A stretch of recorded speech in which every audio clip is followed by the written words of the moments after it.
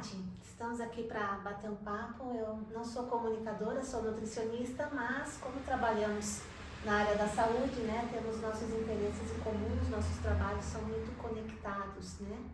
Então eu queria bater um papo com você, para você falar um pouquinho do seu trabalho, do seu futuro, das suas pretensões. Eu queria que você contasse pra gente como é que foi o momento assim que você sentiu que precisava reconectar e que o cuidar de você mesmo não é um luxo, que você passou a ver isso como uma necessidade. Bom, essa história é engraçada.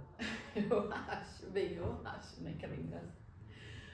Porque eu sempre quis correr a São Silvestre, mas eu nunca conseguia. Porque eu sempre falava assim, tá bom, eu vou me inscrever. Eu me inscrevia e eu não corria, eu me inscrevia e não corria.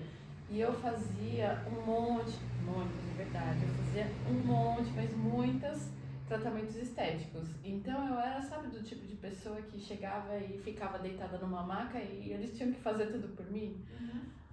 E eu queria correr a São Silvestre. Mas aí nada acontecia de diferente na minha vida, eu só marcava. E um dia minha mãe pegou e falou assim pra mim, Tati, vou fazer um curso de Reiki.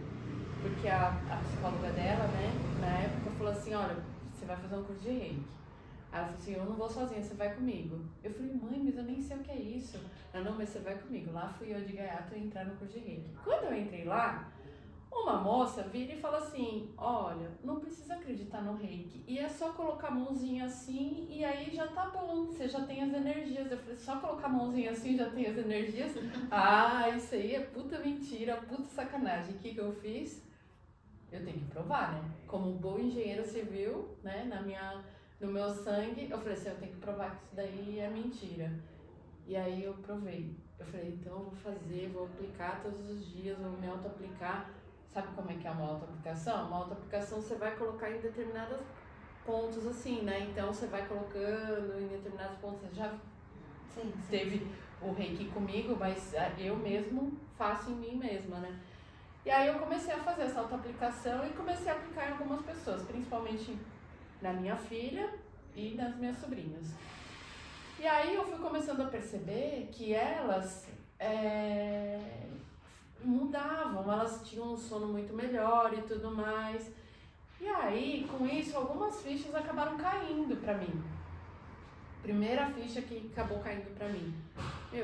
Esquece, você não vai correr por si mesma. Você precisa de uma ajuda. Esquece, você não vai emagrecer por si mesma, você precisa de uma ajuda. E eu comecei a determinar datas. Então eu tinha o aniversário da minha avó, que era dia 12 de maio, ela ia fazer 80 anos. Eu falei assim, no dia 13 de maio eu vou começar a correr. Eu vou pro treinador e vou começar a correr. Então 13 de maio eu comecei a correr. E aí eu comecei a correr e depois no final, isso foi em 2012, e no final daquele ano eu tava correndo. Quando você fala ajuda, na verdade seria uma orientação. Uma orientação. Você falou que no começo você esperava que as pessoas fizessem por você, né? É mais ou menos como no emagrecimento, que as pessoas muitas vezes elas querem ser emagrecidas e ficam procrastinando as atitudes que elas têm que tomar, né? As mudanças que elas têm que fazer para emagrecer. Né? Sim, como é na terapia também, às vezes que eu atendo algumas pessoas que elas querem que eu vire e fale para elas assim, qual é a ideia mágica aqui que você vai me dar hoje na terapia. Infelizmente... É a mesma coisa. Qual é a fórmula mágica para emagrecer? Qual é a fórmula mágica para a pessoa passar aquela semana e não ter mais aquela ansiedade e tudo mais. Mas a orientação profissional que eu busco falar, assim, que eu tive, foi, eu achava que eu sabia correr, eu não sabia correr. Então, eu achava que eu sabia comer, eu não sabia comer. Então, eu achava que eu era uma pessoa organizada mentalmente porque eu assistia os vídeos e não era, porque eu assistia determinados vídeos e não era. Inclusive, tinha um terapeuta que na época, eu fiquei uns 6 anos só assistindo o vídeo dele e eu nunca tinha ido até ele. Pois naquele ano eu comecei a ir nele, entendeu? Então, assim, e a mudança é muito grande quando você tá ali ou você só tá escutando os vídeos, só tá escutando essas coisas assim, né? Sim. E aí foi vindo, então eu continuei trabalhando do mesmo jeito, continuei fazendo minhas coisas, então eu continuei passando por esse processo de cuidar de mim mesma. E eu passei por esse processo de cuidar de mim mesma e eu vou te falar, eu adorei. Tanto é que eu adorei que eu falei assim, em um determinado momento, agora eu vou continuar trabalhando com isso, né? E eu vou só fazer isso, só fazer o que eu faço. Então começou a me dar, aí também essa é uma outra história que é bem legal. Eu fui querer fazer uma maratona em 2017, se eu não me engano. E aí eu falei assim, foi 2017 que eu fiz a maratona, né? Acho que foi 2017, eu ainda não te conhecia, né? Mas aí já com uma orientação? Já corria com orientação. Aí, mais ou menos, porque eu resolvi treinar sozinha. Mas tudo bem, eu resolvi treinar sozinha em 2017. E aí eu comecei a treinar, eu comecei a ler um livro e treinar para maratona, mas eu já tinha bastante base, que eu já estava vindo com orientação. Aí eu peguei e você sabe como é que é para treinar uma maratona? Você já fez maratona ou não? Não fiz. Não é como é que é um treino? Minha vibe. Você gosta de outras coisas, né? Outros esportes. Então, eu treinei praticamente todos os dias da semana, 6 vezes na semana você treina uma maratona, e aí você fica de 1h30, 2 horas, e alguns treinos passam, né, por muitas horas, muito mais do que 2 horas de treino. Então ali é um momento de reflexão, um momento de introspecção muito grande. Imagina, todos os dias você tem um momento ali de 1h30 só para você, só fazendo aquilo e nada mais além daquilo, né? É lógico. Eu fazia pilates, fazia fortalecimento, fazia outras coisas, mas ou correr mesmo, ou sozinha correr, eu ficava ali por cerca de 1h30, 2 horas, quase todos os dias da semana, e de final de semana passava de 4 horas. Então veio essa reflexão de, eu posso fazer uma coisa diferente, eu posso ajudar outras pessoas e tudo mais, e foi ali que nasceu essa vontade de ajudar outras pessoas, a ter outras pessoas. Eu recorri à minha mestre de Reiki, que eu ainda tinha contatos, ainda fazia contatos com ela.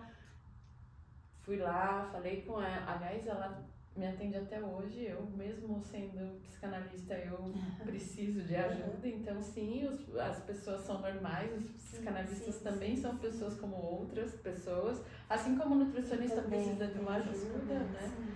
Então, eu acabei tendo essa ajuda aí dela, essa orientação dela, e aí eu fui mergulhar aí depois para ajudar as pessoas. Aí no início de 2018 eu começo a mergulhar para ajudar as pessoas. E qual foi a reação das pessoas ao seu redor, as pessoas mais próximas com essa sua mudança, essa sua decisão? Você teve apoio, as pessoas notaram? Tive muito, você nem imagina quanto. Primeiro dia que eu cheguei em casa, eu falei assim pro meu pai, né, onde eu fui jantar lá, não lembro que eu fui, eu falei assim, eu vou mudar, eu vou fazer outra faculdade, né, estudar outra coisa, né, a psicanálise não é faculdade. Eu falei assim, vou estudar outro curso, falei pra ele assim, vou estudar outro curso. Aí ele falou, você vai fazer direito? Falei assim, não, psicanálise. O quê? Porque até então sua formação é engenharia civil. Engenharia civil, trabalhava numa construtora, assim, anos trabalhando, 20 anos já trabalhando com isso. Aí, o quê? Você vai viver disso, né? Onde tá a sua cabeça, né? Coisas do tipo. Desse jeito, né? E até hoje tem gente que acha que eu ainda tenho que fazer outras coisas. O pessoal sempre fala, mas, né, que é igual aquela coisa assim, você precisa trabalhar em banco, você precisa trabalhar em... Ter a segurança do emprego. Mas sabe o que eu acho, assim, de verdade? Eu acho que a gente está caminhando para uma mudança, né? Eu percebo isso nas pessoas, que as pessoas hoje não é mais de eu nasci numa empresa e eu vou ficar nessa empresa até morrer. Isso já não é há muito tempo, mas a profissão agora que tá mudando assim, você nasceu numa profissão, você vai ficar nessa profissão pro resto da sua vida. Então a gente tá tendo essa evolução e eu vejo isso muito dentro, né, da minha clínica, do meu setting analítico, pessoas que faziam uma coisa que agora não querem fazer. A pessoa, isso também é outra coisa que é máximo que as pessoas vêm me perguntar. A pessoa não gosta do que está fazendo. Isso é ótimo. Você não gosta, então você tem que fazer o que você... Mas eu gosto.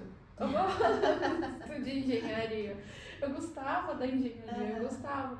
Porque eu trabalhava na engenharia numa coisa que eu achava interessante. Eu trabalhava na área... Não sei se eu comentei com você. Eu trabalhava na área de fábrica. Então, quando eu ia lá, eu via como era o processo da fábrica, o processo do papel, o processo da celulose, fábrica de medicamentos, como é que era o processo do medicamento para fazer. Assim, eu vi diversas coisas. Isso para mim era muito interessante, eu adorava esse mundo. Esse passo a passo de linha de produção. Eu adorava esse mundo. Aí fala assim para mim, mas por que mesmo assim você... adorando a engenharia civil, você quer sair da engenharia civil? E por que não? Sim. Entendeu? Mesmo gostando das coisas que eu gostava, por que não, né? As outras. Eu acho que eu precisei ter um tempo na engenharia civil e tem uma coisa que a engenharia civil tem, né? Onde eu trabalhava não tem que eu tenho hoje, eu não tinha. É esse contato com as pessoas. Esse contato com as pessoas, isso não me fazia muita falta. Até porque essa questão da psicanálise, do reiki, essa coisa emocional, ela se encaixa em qualquer outra profissão, porque além, né? Antes de ser engenheiro, antes de ser advogado, antes de ser médico, nutricionista, você é uma pessoa com seus problemas, suas dúvidas, suas inseguranças. Então tem, né? Sim, a pessoa pode usar, independente de qualquer profissão que tenha. Sim. Você pode ser um reikiano, você pode usar essa prática, você pode fazer essa prática. E assim, né, Mônica, você pode fazer isso por você mesma, ou você pode fazer isso com, né, ir lá e receber. Tem gente que vira e fala assim pra mim, eu não quero ser reikiano. Tem muitas pessoas que vêm aqui na clínica e falam assim, não quero ser reikiano, eu quero que você venha, que você faça o reiki em mim. Tem gente que já não quer ficar vindo na clínica, que quer fazer por conta na sua casa e fazer isso aí de forma caseira, de forma em casa mesmo, entendeu? E tem gente que gosta dos dois, que faz em casa e que ainda recebe, entendeu? O que eu acho que é o ideal? É fazer os dois, é você fazer na sua casa por si mesmo e depois você ir lá e receber, ter essa coisa de trocas. Por que eu percebo isso hoje? Eu não sei se a gente estive no Japão, né? Não sei se a gente... Sim. Então, aí lá no Japão, eu tive onde foi a criação do reiki, lá no Monte Kurama, no lugar onde o Mikao Usui teve toda a reconexão com o reiki. É um lugar muito lindo, muito legal. Inclusive tem uma história de que talvez o Mikao Usui tenha tropeçado lá nos lugares lá. E Mikao Usui foi o idealizador? Foi quem a gente chama que trouxe de volta o reiki. Diz que o reiki é muito antigo, mas ele que trouxe de volta isso através de uma meditação que ele ficou 21 dias lá nesse Monte Kurama. E aí a gente fez a subida. O Monte Kurama é um monte turístico, visitadíssimo lá no Japão, com diversos templos até que você chegue ao topo dele. No topo não tem nada, mais ou menos não tem nada, né? Porque tem umas árvores lá, é um lugar extremamente delicioso para você ficar. E uma coisa que é muito engraçada, que eu não vi em nenhum lugar do mundo, que eu já tive aqui na Argentina,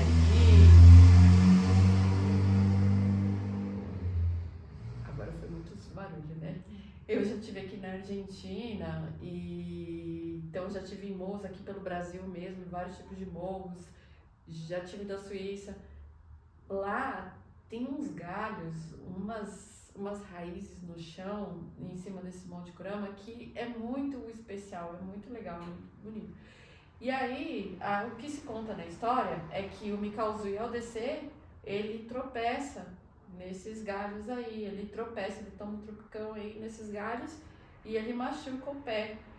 E eu percebi, a hora que eu fui fazer a parte da descida, que a gente tinha duas opções, né? Ou subir para um lugar e descer por esse mesmo lugar, ou descer pelo outro. E a guia que foi com a gente sempre falou assim, não, todo mundo desce e sobe por esse lugar aqui porque é mais fácil, era mais simples, é tudo sinalizado e tudo mais. E a gente estava num grupo de 10 e eu virei e falei assim, não, a gente vai descer pelo lado que o Mikauzui provavelmente tenha descido. Não sei de onde eu falei isso, mas eu falei, vamos descer por lá. E outra coisa que eu achei interessante quando eu cheguei lá, mas é bem mais difícil. Então, muito provavelmente, imagina, ele ficou 21 dias lá sem comer, eu fico imaginando, sem comer 21 dias, era pra estar muito iluminado mesmo pra não sair rolando aquilo lá, porque era bem difícil a descida. Mas o que tem lá também que me chamou muita atenção, porque uma das coisas que eu gosto não é só correr, caminhar também, caminhada de longa distância. Você também é uma querida agora na caminhada de longa distância, que fez o caminho de Santiago aí agora. Eu percebi que eles têm umas imagens lá que tá muito relacionada com os caminhos. Essa você nem sabia, né? Você tá sabendo agora. Não sabia. Tem uns desenhos lá que é uns desenhos que ele imita porque quando faz o caminho, do caminho de Santiago. Aquela vieira. Isso, do caminho de Santiago. Que interessante. Eu falei, caramba, me causou, será que era caminhante também? Eu cheguei a pensar isso. Mas eu falei assim, será que ele era caminhante também? Eu achei interessante as descobertas. Achei muito interessante essa descoberta. Então, quando eu trouxe isso daí, toda essa vivência do Japão pra cá, eu falei assim, eu preciso reunir meu grupo de Reiki, preciso reunir meus alunos. E eu montei um grupo para reunir os alunos. E quando eu montei esse grupo para reunir os alunos, é um grupo que a gente se fala praticamente diariamente, só no final de semana a gente se vencia. Mas é assim, para as pessoas fazerem autoprática e para ter essa conexão de você estar usando o Reiki um praticando com o outro. Então por isso que eu falo, né, voltando lá no início que eu falei, o Reiki você pode usar com você mesmo, mas você pode ter essa experiência de também receber o Reiki de outras pessoas. Certo. E quando eu ativei isso dentro do meu grupo de Reiki, do grupo de alunos, de ex-alunos, isso trouxe uma coisa muito legal. Então agora, todo curso que eu faço, terminou o curso, eu convido as pessoas a participarem desse grupo, para estar sempre nesse constante, né, passando, sempre nessa constante troca, sempre nessa constante colocação aí. Falando ainda, mas voltando ao assunto da Tatiane, você olhando para o passado, como você era antes de toda essa descoberta, como você é agora. O que você acha que mudou? Teve eu acho que a gente tem várias fases, nossa, né? Eu acho que teve uma fase na minha vida que eu era uma pessoa que eu era congelada, ia fazendo as coisas sem ter muito noção do que eu fazia. Eu era uma pessoa que estava ligada no automático. Se acordava de manhã, comia, ia fazer as coisas, entendeu? Eu passei... Como a maior parte das pessoas. Eu passei... tem gente que fala, né? Você viveu 5 anos ou você viveu o mesmo ano 5 vezes? 5 vezes, pois é. Pois é, eu acho que eu passei uma boa parte dos meus anos vivendo o mesmo ano, né? Todos os anos, né? Eu diria que algo em torno de uns 7, 8 anos fazendo isso. E eu acho que depois disso, eu comecei a pensar assim, que tudo tem que ter um recomeço, tudo tem que ter uma coisa nova, uma coisa a buscar de diferente do que a gente tá fazendo, entendeu? Então, pra mim, depois dessa época que eu vivia o mesmo ano todos os anos, eu acho que eu falei assim, não, acho que a gente tem que mudar um pouquinho a rota, né? É que é um pouco daquilo de você está vivendo ou está só existindo? Também. Né? Tem essa questão também. E você já teve dúvida, assim, em relação a você conseguir ajudar as pessoas ao mesmo tempo que você ainda está nesse processo de Toda se hora. ajudar? Toda hora. Aí sabe o que me conforta? O que me conforta é quando, mesmo eu na dúvida se eu ajudei ou não a pessoa me dá um retorno de que ela foi ajudada. Por isso eu falo assim. Acho que esse é o melhor parâmetro, né? Com certeza. Por isso eu falo assim, gente, não tenha julgamento.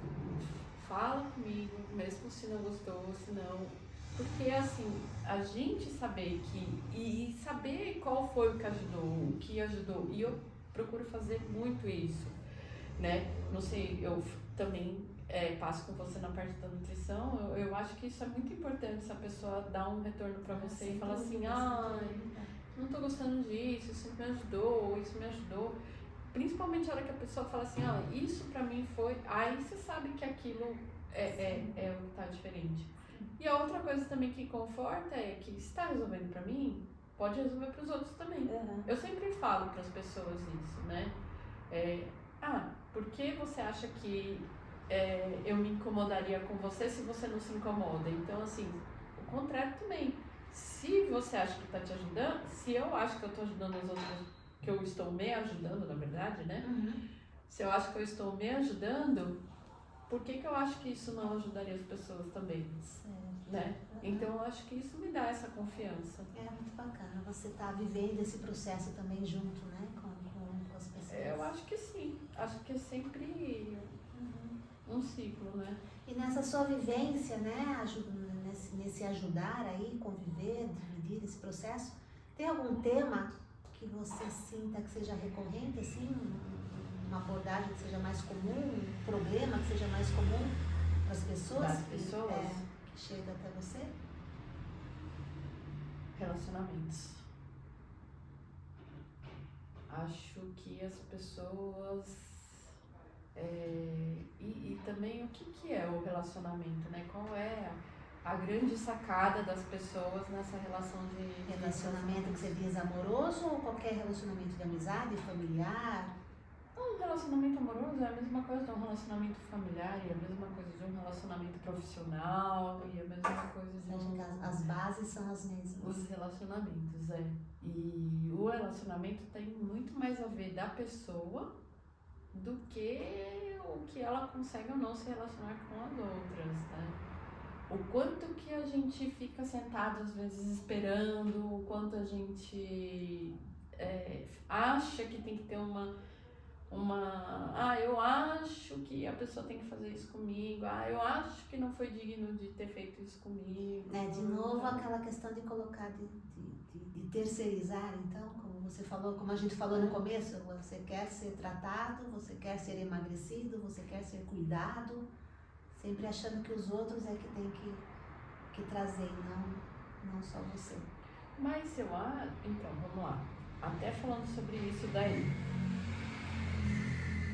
Você quer ser emagrecido, mas você procura um profissional para te ajudar em orientação. Você quer terminar a sua ansiedade, mas você procura um profissional para ter a sua ajuda, né?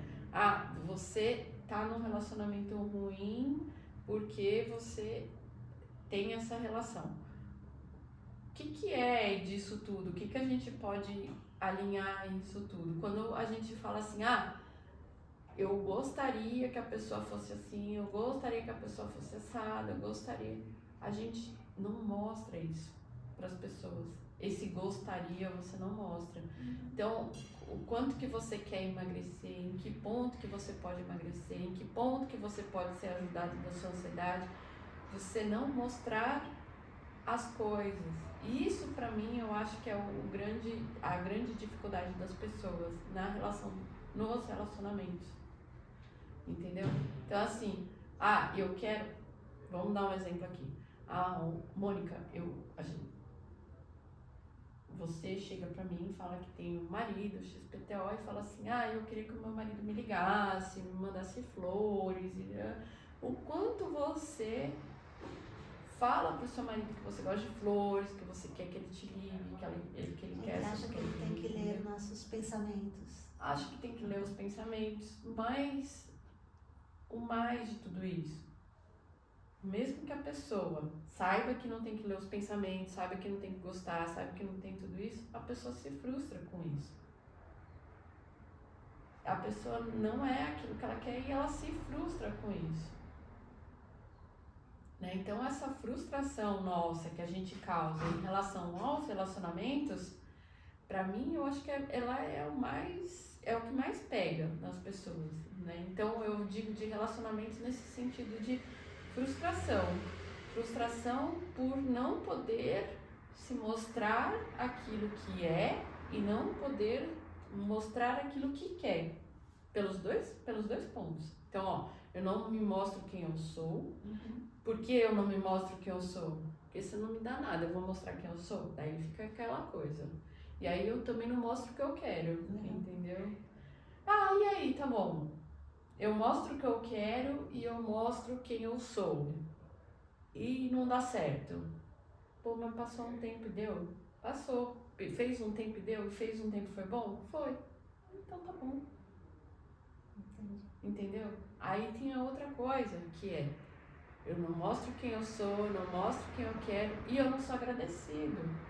Porque as coisas boas acontecem na nossa vida. E o quanto que a gente percebe que essas coisas boas acontecem na nossa vida. Isso também é outro ponto que eu trabalho demais. As mães.